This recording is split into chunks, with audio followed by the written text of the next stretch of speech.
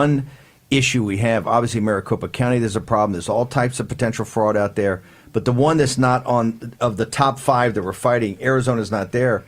You were out there with Farage.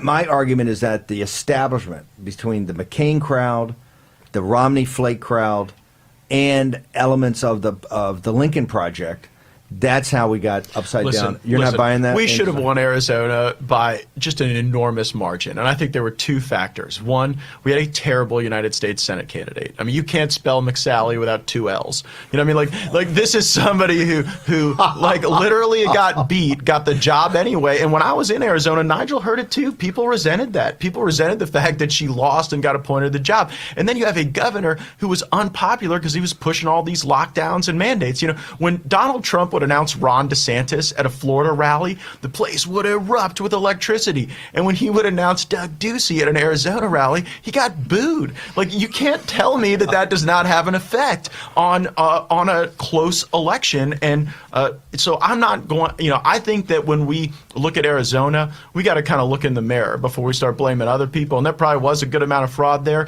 but that election should not have been close in Arizona. And, you know, the president is always so gracious. He wants to extend, you know, the popularity that he enjoys to the whole team. It's his, like, host mentality. Right. And perhaps he was too gracious with Doug Ducey.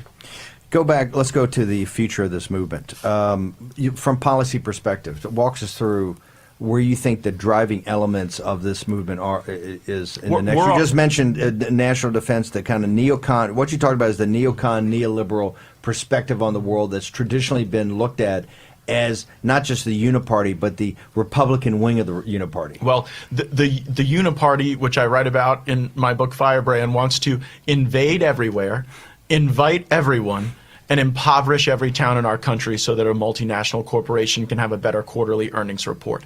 That is what we are against.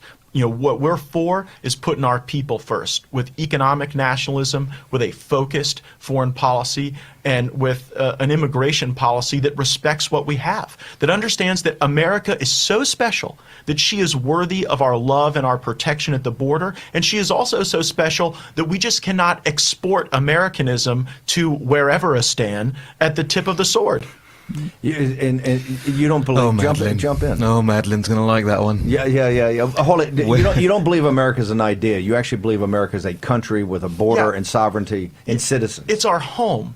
And if we love our home, we must protect our home. I also write about how we have to keep our home splendid. To me, the America First movement needs to be a movement that embraces a clean environment. Like, you wouldn't let somebody walk into your home and trash it and leave. And so why would we ever let people do that to our precious air, to our precious waterways? And President Trump doesn't get nearly enough credit for the work his administration has done. Just have smarter environmental policies, not with more extensive government control, but with more innovation that has allowed our nation to reduce emissions, to become cleaner, and to become a better example to the world. And by the way, that doesn't mean being the world's patsy or the world's piggy bank. You see, Obama, Biden, these cats think that the way that we advance America's hegemony is by just deploying a ton of our cash to other places with no real benefit to our people, because it makes them feel better in all their globalist meetings and all of their, you know, Davos high tea parties. No offense, Raheem.